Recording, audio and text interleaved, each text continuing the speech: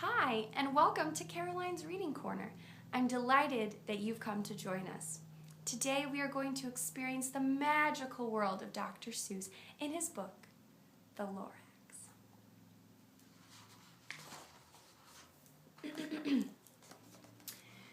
At the far end of town where the grickle grass grows, and the wind smells slow and sour when it blows, and no birds ever sing excepting old crows, is the street of the lifted Lorax.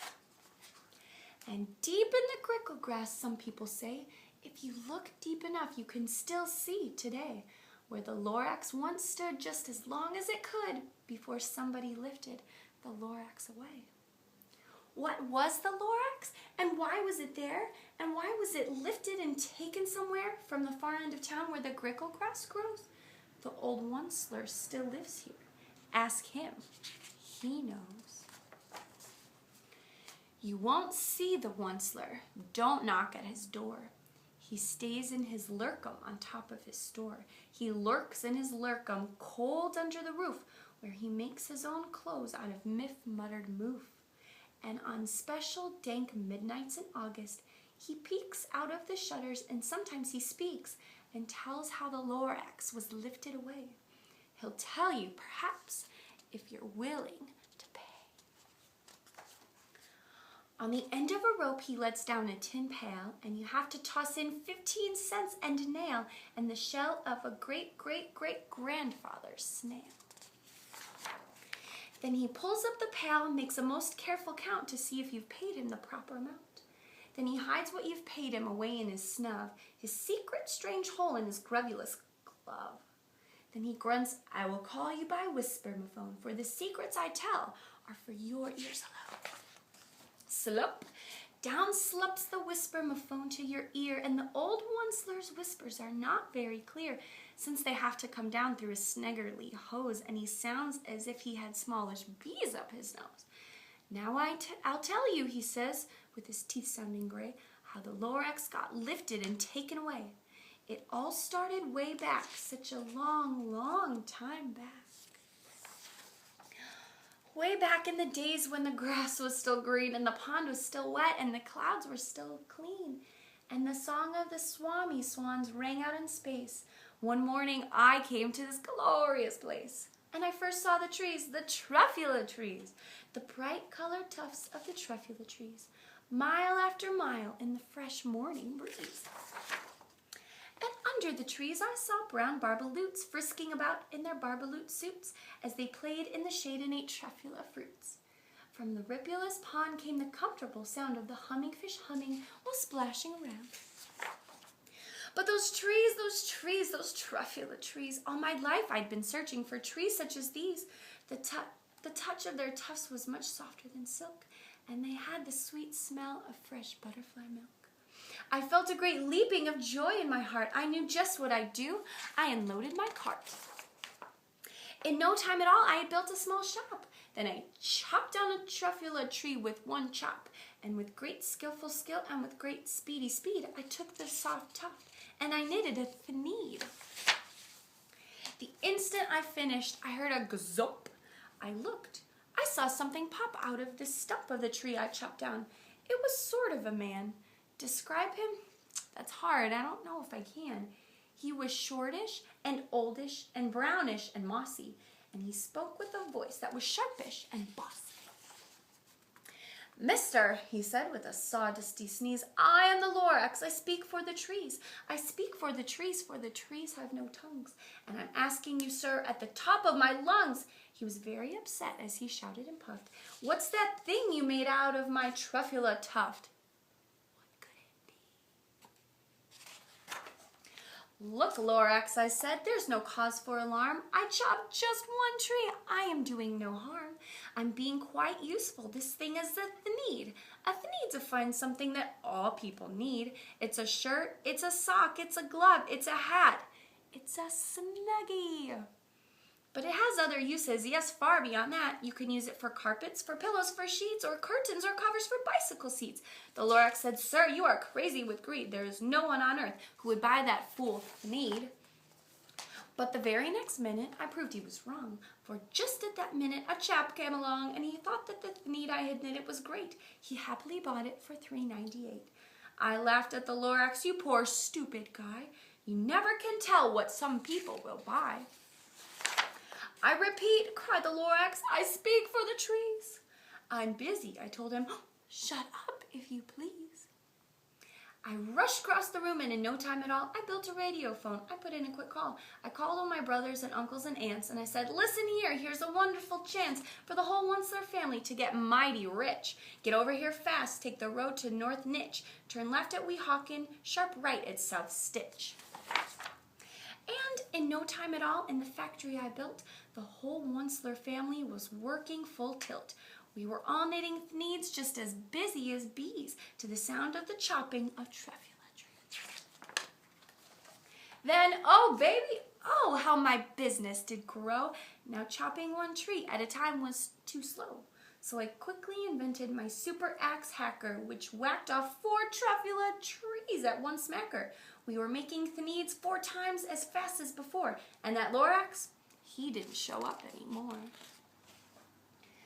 But the next week, he knocked on my new office door. He snapped, I'm the Lorax who speaks for the trees, which you seem to be chopping as fast as you please. But I'm also in charge of the brown barbaloots who played in the shade of their barbalo suits and happily lived eating trefoil fruits. Now, thanks to your hacking my trees to the ground, there's not enough trefoil fruit to go round. And my poor barbaloots are all getting the crummies because they have gas and no food in their tummies. They loved living here, but I can't let them stay. They'll have to find food, and I hope that they may. Good luck, boys, he cried, and he sent them away. I, the Onceler, felt sad as I watched them all go, but business is business, and business must grow regardless of crummies and tummies, you know. I meant no harm, I most truly did not, but I had to grow bigger, so bigger I got. I biggered my factory, I biggered my roads, I biggered my wagons, I biggered the loads of the thneeds I shipped out. I was shipping them forth to the south, to the east, to the west, to the north. I went right on biggering, selling more thneeds, and I biggered my money, which everyone needs. Then again he came back. I was fixing some pipes when that old nuisance Lorax came back with more grapes. I am the Lorax. He coughed and he whiffed. He sneezed and he snuffled. He snargled. He sniffed. Onceler, he cried with a crufulous croak. Onceler, you're making such smogulous smoke. My poor swami swans, why they can't sing a note. No one can sing who has smog in his throat. And so, said the Lorax, please pardon my cough. They cannot live here, so I'm sending them off. Where will they go? I don't hopefully know. They may have to fly for a month or a year to escape from the smog you've smoggered up around here. What's more, snapped the Lorax, his dander was up. Let me say a few words about gluppity-glup. Your machinery chugs on day and night without stop, making gluppity-glup, also sloppity-slop. And what do you do with this leftover goo? I'll show you, you dirty old Onceler made you. You're glumping the pond where the humming fish hummed. No more can they hum, for their gills are all gummed. So I'm sending them off. Oh, their future is dreary. They'll walk on their fins and get woefully weary in search of some water that isn't so smeary. And then I got mad. I got terribly mad. I yelled at the Lorax, now listen here, Dad. All you do is yap yap and say bad, bad, bad, bad. Well, I have my right, sir, and I'm telling you I intend to go on doing just what I do. And for your information, you Lorax, I'm biggering, and biggering, and biggering, and biggering, turning more trefoil trees into thneeds, which everyone needs. And at that very moment, we heard a loud whack. From outside in the trees came a sickening smack of an axe on a tree. Then we heard the tree fall. The very last trefoil tree of them all. No more trees, no more thneeds, no more work to be done. So in no time, my uncles and aunts, everyone, all waved me goodbye. They jumped into my cars and drove away under the smoke-smuggered stars. Now all that was left neath the bad-smelling sky was my big empty factory, the Lorax, and I. The Lorax said nothing, just gave me a glance. Just gave me a very sad backward glance as he lifted himself by the seat of his pants. And I'll never forget the grim look on his face when he hoisted himself and took leave of this place through a hole in the smog without leaving a trace. And all that the Lorax left here in this mess was a small pile of rocks with one word, unless. Whatever that meant, well, I just couldn't guess. That was long, long ago, but each day since that day, I've sat here and worried away. Through the years while my buildings have fallen apart, I'm worried about it with all of my heart. But now, says the Onceler, now that you're here, the word of the Lorax seems perfectly clear. Unless someone like you cares a whole awful lot, nothing is going to get better. It's not. So, catch, calls the Onceler. He lets something fall. It's a truffula seed. It's the last one of all. You're in charge of the last of the truffula seeds. And truffula trees are what everyone needs. Plant a new truffula, treat it with care. Give it clean water and feed it fresh air. Grow a forest, protect it from axes that hack. Then the Lorax and all of his friends may come back.